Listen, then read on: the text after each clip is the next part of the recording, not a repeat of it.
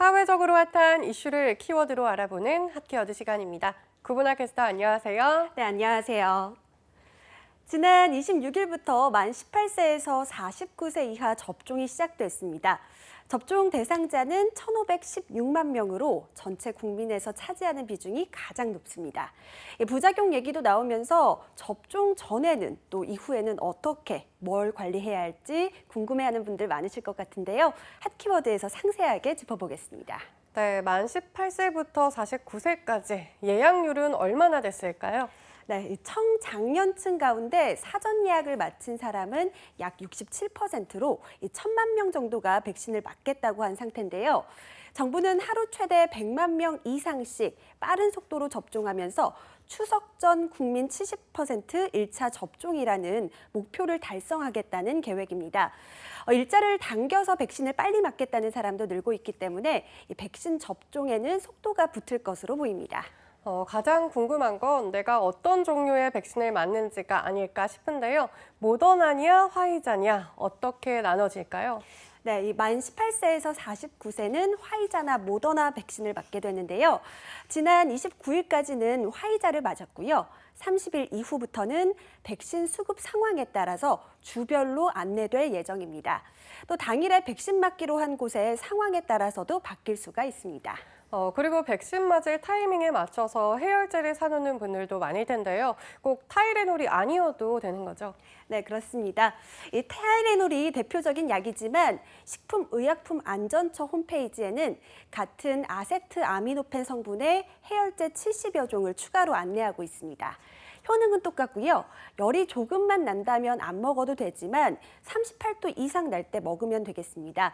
그리고 혹시 더 안전하게 미리 약을 먹어볼까 하는 분들도 있는데 이건 멈추셔야 합니다. 접종 전에 미리 약을 먹으면 항체 형성에 방해가 될 수 있기 때문에 접종 후에 열이 날 때만 먹는 게 좋다고 합니다. 네, 또 접종 전후 컨디션 관리가 중요하다고 알고 있는데요. 과한 음주도 또 격한 운동도 하지 않는 게 좋겠죠. 네, 그렇습니다. 주변에 나는 괜찮다를 외치면서 하시는 분들도 계시긴 한데 질병관리청은 백신 맞기 전후에는 격한 운동이나 술을 피하라고 권고하고 있습니다. 왜냐하면 만약 열이 나거나 어떤 이상 반응이 생기면 운동 때문인지 과음 때문인지 부작용인지 알 수가 없기 때문인데요. 따라서 충분한 수면과 휴식이 필요하겠고요. 또 열이 날 때 먹는 아세트아미노펜은 알코올과 만나면 간에 큰 부담을 줄 수가 있습니다. 주사 맞은 부위가 아프거나 부어오른다면 수건으로 냉찜질을 해주면 가라앉게 되고요.